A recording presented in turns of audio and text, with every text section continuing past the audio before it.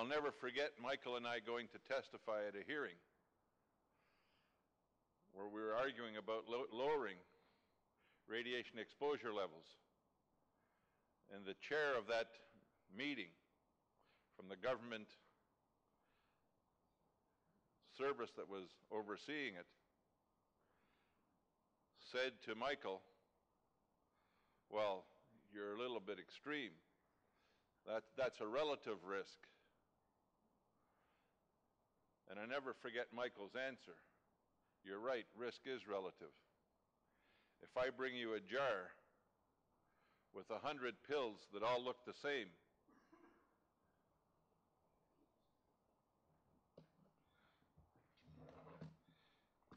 if I bring you a jar with 100 pills that all look the same, and 99 of those pills are sugar, and one is cyanide, are you prepared to reach in the jar and take a pill?" And the risk is relative to who's taking it. And I've never forgotten that little exercise as we think about occupational health and safety, as we think about occupational health and safety and exposure levels, as we think about what is the commitment to occupational health and safety. And very often it's about who's taking the risk or who's perceived to be taking the risk. So I would be less than candid if I didn't tell you that I think some of the numbers that we have to deal with in North America, in both the United States and Canada, are outrageous and unacceptable. More people get killed in tragic accidents in their workplace every year than any disease. More people die of industrial exposures in a very few short years than in any war. And yet far too many of us, labor management and government, are silent. And if we're not silent, we're muted. Some of the things I'm going to say, some might find offensive. And I don't mean to offend anybody. And quite directly, if you're part of the management that's here, you're demonstrating a willingness to work with our locals, with our staff, with the professional help of governments to work on the problem. But to be honest, there's far too few of you. And I view that as a challenge. I'll be very direct. If you want to work with us and our local unions, we have the team and the capacity to work with you. We do this because we believe that workers go to work to earn a living. They don't go to work to get injured and get sick and to lose limbs or die. We do this because we believe that when workers have finished working, whether it's at the end of the day, the end of the week, or the end of their career, that they deserve to go home with all their limbs and the ability to breathe, the ability to walk, and the ability to spend time now with their grandkids. Occupational health and safety and the environment are not things that this union takes lightly now, in the past, or in the future. We've run 600 separate training sessions in more than 30 states.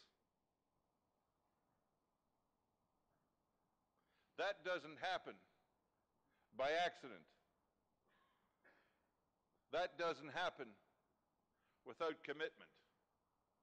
That doesn't happen without commitment of our local union leadership, and in many cases, the cooperation and commitment of enlightened management who understand that a clean and safe workplace is not only the right thing to do, it's a good thing for business to do. We have the capacity to do much more. We have the desire and the willingness to do much more. But we need to get much more cooperation. Not just from the management that are in this room, not just from the government leadership that will be or have been in this room, but we need to get it from those that aren't here. I've been of the view for a long time, and I'll confess to you that so far I've failed. But I know that I'm not going to fail forever, because I've been of the view for a long time that we need to make occupational health and safety in the workplace a civil rights issue. We need to demand that government recognize their responsibility.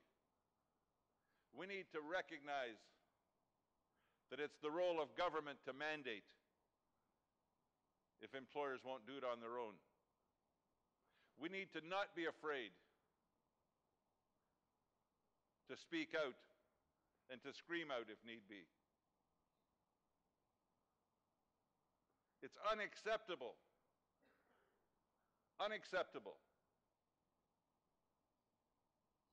that thousands of people get killed in their workplace. It's not a given that you have to expect fatalities as the cost of doing business. I grew up in a mining town. As the crow flies, probably less than a mile from 3 mines. As the highway went, probably closer to 4. I went to a company school, lived in a company town. I know how many of you lived in a company town. There you go.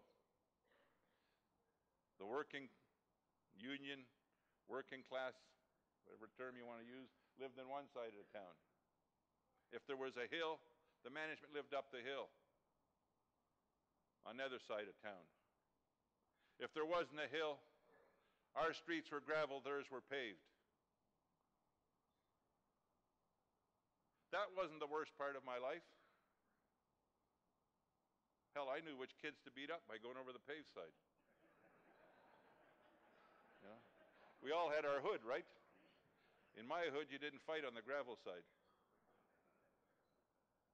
The worst part of my life growing up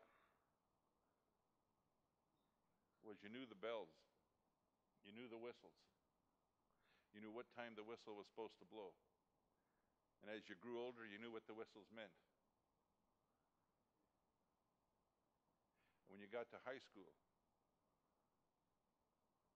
when you were much more aware, and the whistle would go off, sounding the emergency in the middle of a class, and you knew something had happened at the mine. First thought is, what shift's Dad working today? Second shift is, what shift are my buddy's parents working today? Uh-oh, I don't know. What's Larry's dad doing today?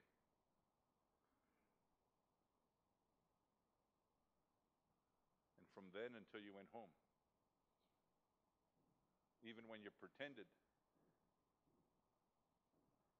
that you didn't think about it, everybody, when it heard the bell go off, the whistle go off, went home right after school.